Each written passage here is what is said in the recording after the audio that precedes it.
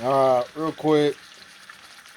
I love cooking as bad as much as I love logging, right? So, I'm gonna make a little Mississippi pot roast today. It's wet. I see people make them all the time. Some people do, some people don't. Just my opinion. Gonna throw it out here. Like I say, I love cooking way more than I love logging, probably. But if you're gonna do a roast or anything like that, brown the crap out of it. I put a little oil in my skillet. Most people do this, but a lot of people don't. If you're not, you're missing out on a ton of flavor. I'll show you when I flip this baby over. I always put salt and pepper on there before I brown it. I didn't get it on the side before I get in there, but I'll flip it one more time. But I'll show you real quick as I get this baby flipped over. I'll turn the phone off because this son of a gun weighs probably 3 pounds. I don't want to splash hot oil all over. But I'll show you when I flip it. Now, kind of hard to see. I started getting some brown on here, and I will flip it one more time. I'm looking for a really nice char on this outside.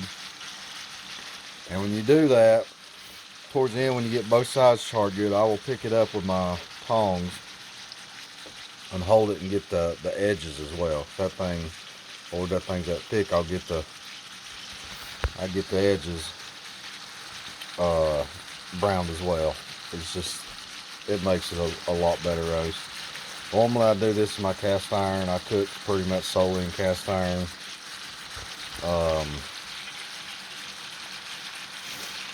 that's just my thing. You have to excuse my stove. Ain't nothing fancy around here, and this thing gets used and abused, boys. It's scratched and scarred, and I don't care. But I use my cast iron a lot. I use my Magnolites a lot. But I cook like crazy.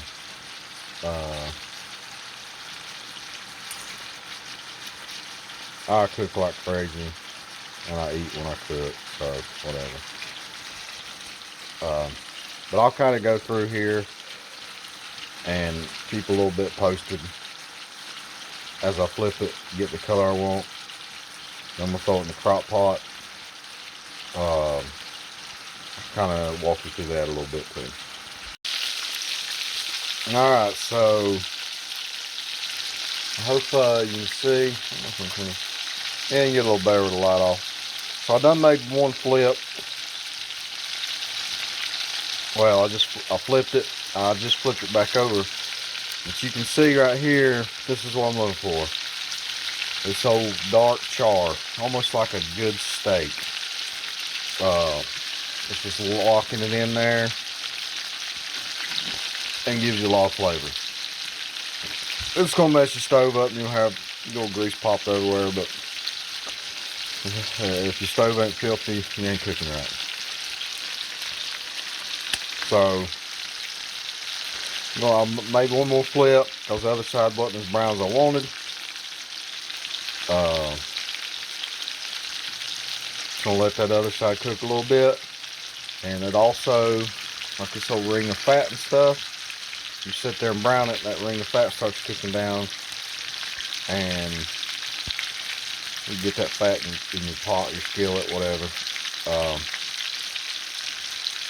And I'll show you, I do put, tablespoon or so of oil, I don't measure, in my skillet before I put the meat in there.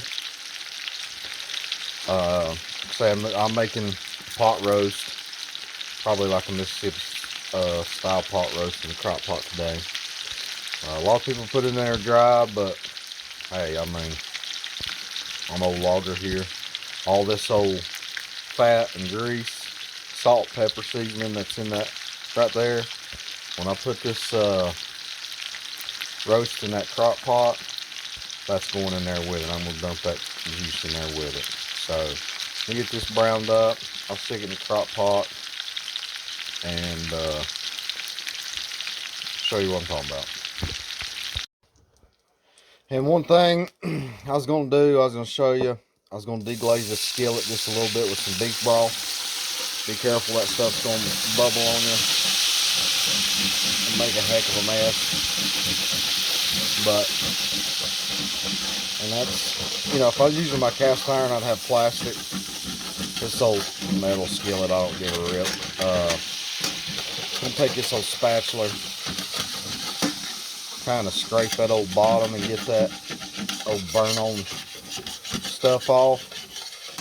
I mean, most people do. You probably cook, you know it yourself, but that's just good seasoning right there. Sounds like nails on chalkboard, I know, but you want that. I want that stuff up off the bottom. Put your little. I let the pan cool off just a little bit. I let it cool off just a little bit, so it didn't spatter grease all over. But yeah, it spattered grease all over anyway. But kind of prevent a fire. So I'm gonna get this dumped in. Now, like I say, a lot of people do these things dry because they will make a lot of their own juice as they're cooking. I like a little extra gravy, so I will pour, I don't know, quarter cup of beef broth or something in there in mine because I like the little extra gravy. Another thing, when you deglaze your skillet, don't do it too long. Be real careful that you ain't got it too hot. I mean, it's got to be a little hotter. It won't deglaze. But if you got it too hot or you try to cook it too long, it'll that stuff will scorch a little bit, and then your meat's gonna taste like, you know, it ain't gonna be no good. So let me get a little more in here. I'll show you what we got and I'll lit it up. All right, guys. So what I've done is, to each their own. Like I say, this is a Mississippi style pot roast. There's recipes all over. You might have already made it, but I like a little Worcestershire, W salt, whatever the heck you want to call it. I probably ain't pronouncing it right. Oh well.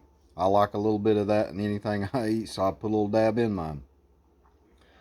I just put my au jus right on top. The ranch, to me, a whole pack kind of almost gets it a little bit overpowering, or almost a salty flavor. So I just only do a half a pack when I do mine. I wrap it up, put it in a Ziploc bag, and use the other half the next time. Like I say, the whole pack just to me is a little strong, and I don't like it. So with your peppercini peppers, again, I feel like these bad boys, I see people put a whole jar in there, juice and all. I can't do it. I feel like it overpowers, and just ain't good for me. To each their own. However you like it, you like it. So I usually put, there's 4. I don't put any juice. I'll put about, there's 1, 2, 3, 4, about 5 in there, I guess. So there's my 5. That's probably about what I like. And trust me, you'll taste them. And I put, I don't know, 1, 2, 4 or 5 pats of butter in there on top of it before I put this powder mix on it. And I'm also going to quarter up an onion and throw in there. Don't have to. I just like the flavor of an onion cooked in roast. One other thing I've noticed, I hear, you know, and I did it for years myself, people say low and slow, but then I've also heard people say their roast is tough. Okay, secret here is, on your roast, it goes for a lot of things, but let's just go on the roast right here. I will put my crock pot on high, usually at the beginning and possibly at the end. If you leave it on low, what I have found, this is my experience, yours may vary. If you leave it on low, I don't care if it's on there for 12 stinking hours, your roast will still be tough. But if you cook it on high for a period of time, that roast will fall apart when you touch it. And it should. A good roast, literally, you should be able to take tongs and just start touching it and it fall apart. A lot of times, and I did it for years, if you don't get enough heat to it, It doesn't break the muscle tissue down and become tender. So if you run into that problem, or if you've had that problem, turn a little more heat to it, and it'll fall apart with you. But I'll get this onion chopped up, I'll get it in here, and we'll get her going, and I'll get a video when it's done there. Real quick, one thing I forgot, I got my onion quartered up and thrown in there. I did throw a teaspoon of minced garlic in there. I'm just about convinced you can't cook nothing without daggone garlic. So that's me. If you don't like it, you don't like it. But hey, you can adjust according to whatever you like. This is going on how I do it and how it turns out good for me. So again, I'll get you a video when we're done after a while. Alright guys, so we're going to test this thing and see. You'll get a little bit of this burn around the edge. That stuff wipes right out, but oh yeah. See that? That's what we're looking for right there. See how it just falls apart? That piece there still is pretty tender, but it could stand a little bit longer. Come on. Yeah, it's about what we're looking for. Probably needs another hour or something maybe. But you can see right there, that's what we're looking for. And like I say, I got that. Yeah, that needs just a little bit. It ain't quite as tender. I mean, it's pretty tender. But I got all that juice in there. This will be, I'm going to make it with mashed potatoes. You could do it with a rice, or put it on hoagies for a sandwich. Because that's, I'm pretty sure I said it there at the beginning, but yeah, I put that half a pack of ranch, 1 pack of au jus. So you got a good gravy sauce or whatever right there to dip hoagies in if you wanted that. And as you break it up, that begins to get thicker.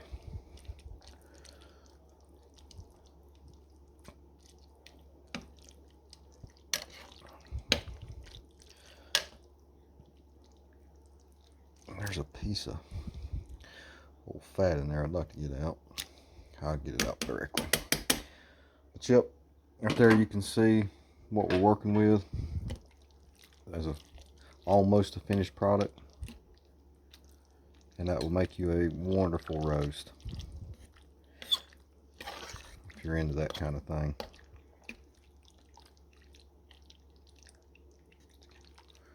Yep, and it smells amazing. But that's how I like my roast. I don't want them falling apart. Everybody's a little different. But yeah, there you go. You'll have an amazing roast there. So maybe till the next time. It's raining. Can't make no logging videos, so I'm cooking. Y'all have a good one, and I'll catch you on the next one.